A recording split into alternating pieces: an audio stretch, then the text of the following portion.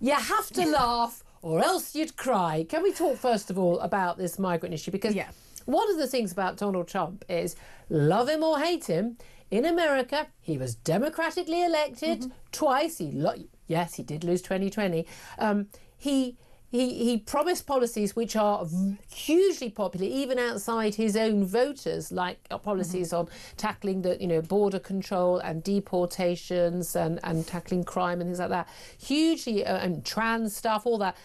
Free speech. I'm sorry. He's really solid on some things. I disagree with him on a lot of stuff. I agree with a lot of stuff, but coming to Britain at a time when this man has basically closed the border in Mexico, mass deportations, and you can see all this bleeding heart, hand-wringing stuff and these reports on BBC and Sky and everywhere else going, these poor migrants who are so scared of being deported. But then they go, yes, they've been here for 10 years in America illegally. Well, yeah.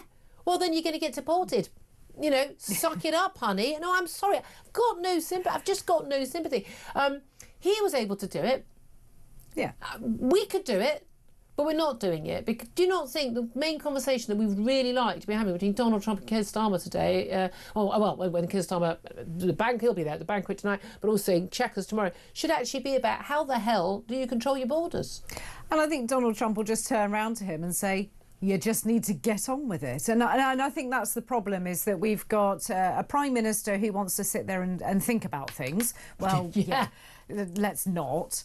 The one in, one out was always destined to fail. You've advertised it to everybody, so we're all watching, and you put journalists on a flight. Well, they didn't put journalists on the flight. The journalists find out about the flights. But we knew that those flights were going, so it didn't take a genius to work out which one it was, and you could put journalists on it. And the same with the Tory government in sending people to Rwanda. We sent more journalists to Rwanda than we ever sent migrants. We sent more Home Secretaries to Rwanda. We had a lot of those, didn't we? Sent more. But it's a joke. The key thing is, it is possible. I mean, even Germany, which has been, come on in the waters, lovely under Angela Merkel, the current chancellor in Germany, they have massively reduced the number of people arriving in their country. Now, it may be that as the politicians across Eastern Europe and Western Europe wake up and say, right, we're done with this, we're closing our borders, and the Schengen area is a disaster in terms of the border control, that actually we are going to just close the border. So that kind of helps solve the problem for us. But when you've got countries like France, which are not putting people up in 4-star hotels and not giving them, every possible thing in legal aid and translators and all of that, well, what a surprise it's worth coming to Britain. But quite interestingly, with Trump creating his sort of alligator Alcatraz in Florida. Love that.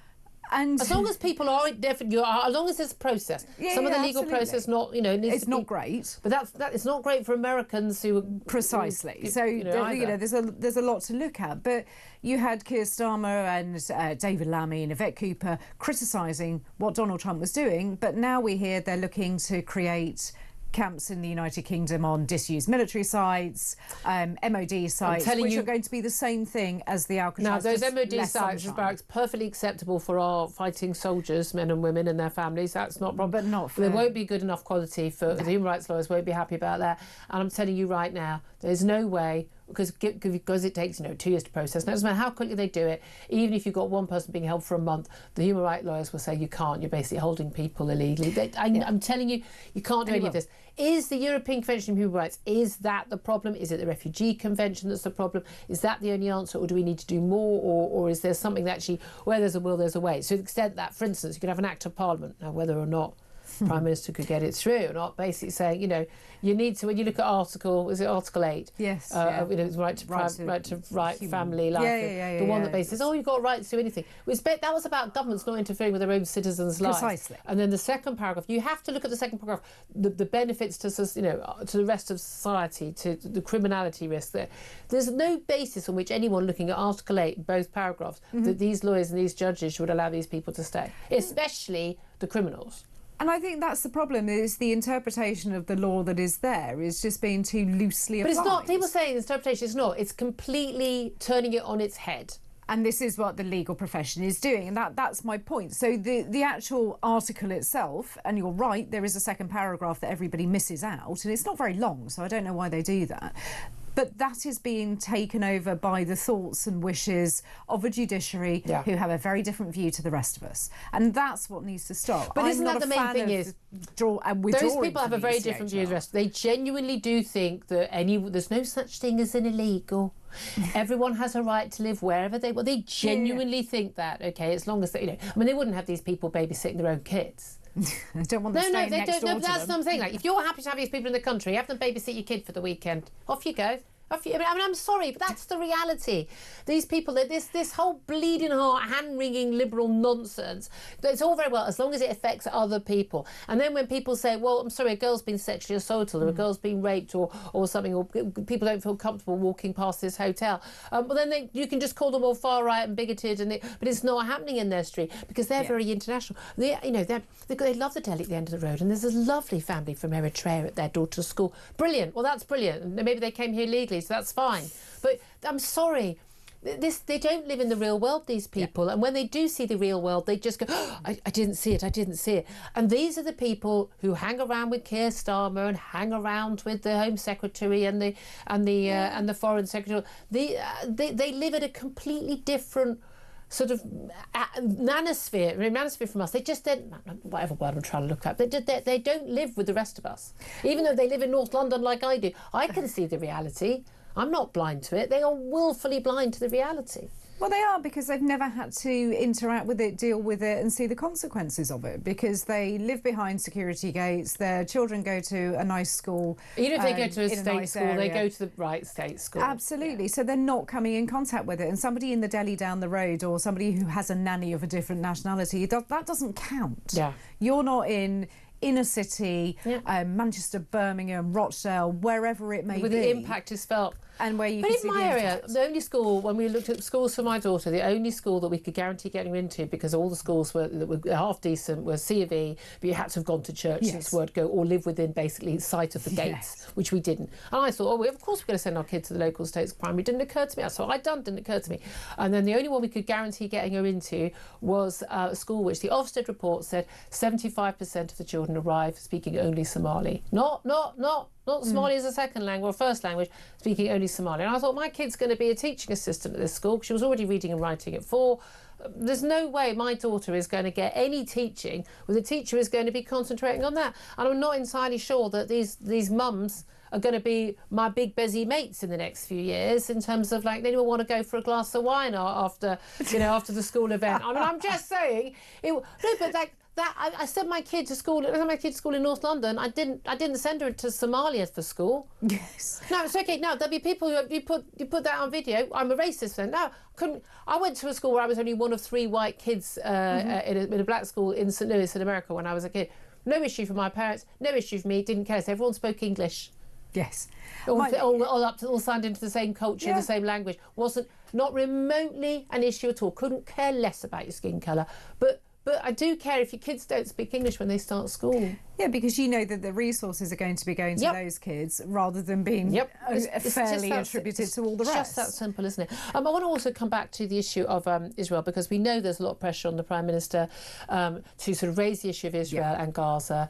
And basically, is it pro-Palestinian or is it just anti-Israel? A lot of this from the Labour backbenches, especially after this absurd UN report on genocide, because it's the latest claim that that genocide is being committed by Israel in Gaza. I mean, despite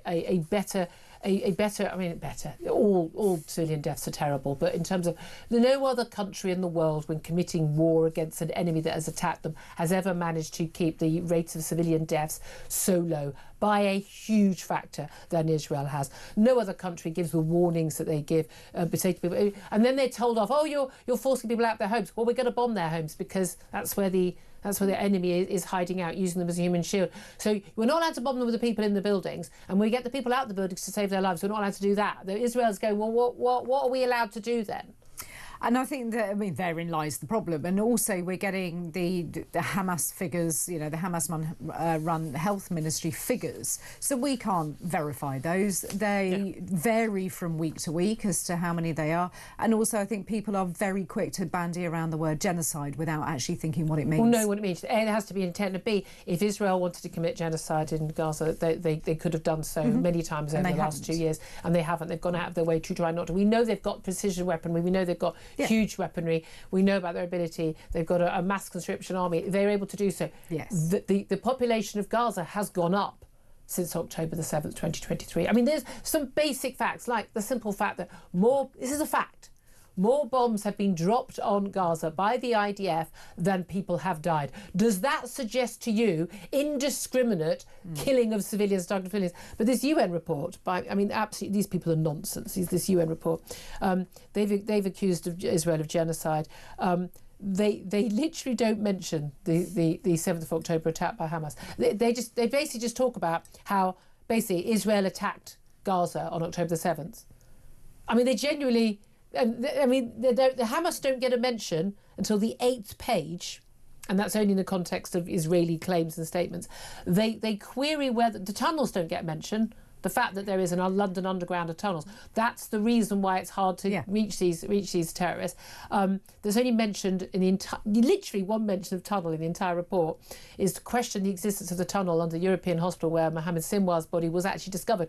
We've seen footage of the tunnel. Yes. They question whether it even exists. They don't mention that Hamas took hostages. But they accuse Israel of taking the Palestinian people hostage. The first mention of the word is 27 pages in. 72 pages. They don't mention anything about Hamas having 40,000 enemy combatants. I say only one mention of the tunnel in 43,000 words. I mean, the idea that this is a serious report is an absolute joke. I mean, it's an absolute joke. And it makes you wonder who got them to write that. Well, no one got them to write it. It's what their view is. But this gets taken with the UN report on genocide, and then the politicians and the NGOs and the charities all claim it.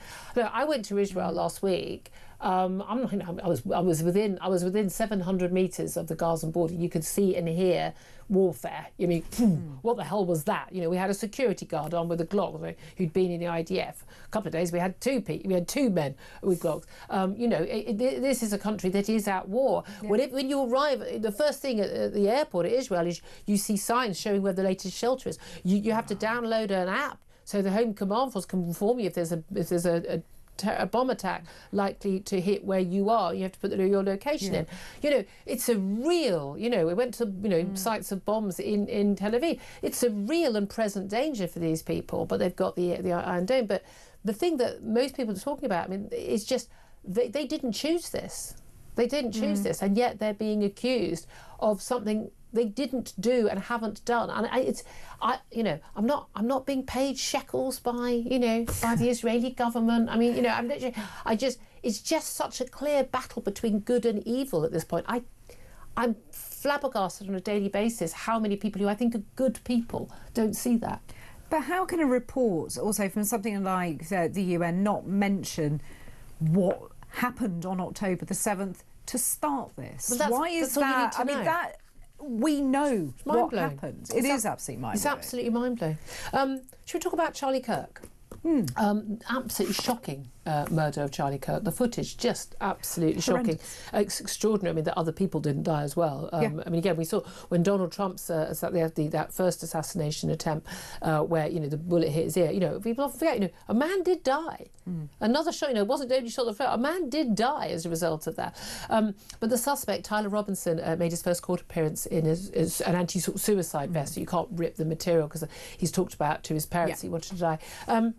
Lots of question marks about his motive. He's not cooperating. He hasn't got a lawyer apparently yet, but he's been charged with obviously the murder, but also trying to tamper with evidence and putting other people at risk, including and the crime, shooting, where children are present because there were children in the audience at that Utah University campus. But totally unemotional. it is extraordinary that his parents went, his mum recognised him from the suspect video that was put out by the police, and his father spoke to him. He confessed. He allegedly, and then they got a family member, a family friend to go to the police about it. It is extraordinary, though. Again, apparently he had been radicalised online. At home, he was now in a relationship with his roommate, who is people are saying he's a male transitioning to a female. You can't transition from male to female. He's a man who is identifying as a woman, but isn't a woman. But and so he was very big on trans rights and gay rights and all of that, and he believed, quite wrongly, that Charlie Kirk was against gay rights. He's very clear on camera as supporting gay rights, and the trans issue. But what's interesting about this to me, especially in the week that we saw, those Emmy Awards for adolescence, the drama, that was about a young man being radicalised at home on his computer. This appears to be what's happened to Tyler Robinson. It's really quite interesting that you look at the family background, and it is, from all intents and purposes, a relatively normal upbringing. They're good people. They turned him in. They're good people. They did, and that's got to be really hard. And as a parent, and you'll appreciate this. Do you think you would? I like to think I would, but of course I don't think you ever know until you're in that position. How hard would that be, knowing that you're going to turn your child in who's now facing the death penalty? That's a really tough call. And there was I saw a piece from the father who just believed that fundamentally you have to do the right thing in life, and fair play to him. Yep. Absolutely fair play to him. I think they probably would have caught him anyway. I think they would have done, but I think that we ought to give the parents a little bit of praise for that, because they have done the right thing. Absolutely. Because what the child has done is awful. Absolutely. Do you think they should have gone for the death penalty? I mean, that is in Utah the death penalty is available. I don't. I mean, in cases like this, it seems to me it's pretty clear cut. But I mean, I don't approve of the state penalty, but the death penalty. But if it's the law in that state, democratically supported, I think that if that is what is open to you as the prosecutor to go for, then yes, you should. I'm not a fan of the death penalty. I don't like it. I don't want to see it introduced over here, and I don't like to see it in the States. But if that's the system you're dealing with, I can understand why you would go for it. I mean, it seems to me there's something ironic about putting him in a suicide vest to prevent him killing himself when you're pushing for him to be killed by the state. There's something that just doesn't sit right on that. I'm interested to hear your thoughts on all the conversations we've just had. It would be great to hear from you and what you have to say. Of course, we have another big criminal case going on, well, non-criminal case. Madeleine McCann, the chief suspect, which the German and British police now think was responsible for the abduction and murder of Madeleine McCann. We can only call him on air, we can call him Christian B, because of an absurd German law, but there we are. We all know his surname anyway, but he has now been released from prison. So good to know a rapist and paedophile back on the streets and able to travel freely. Oh, good. I mean, we really are in very strange times, and especially with things he's been convicted of. I just do not understand any system, and we're worse than Germany, where you get out of prison ever again. The crimes he's admitted to, the crimes he's been found guilty of, bye-bye, you're out in a coffin, nothing to discuss. But that's just me being old-fashioned, I know.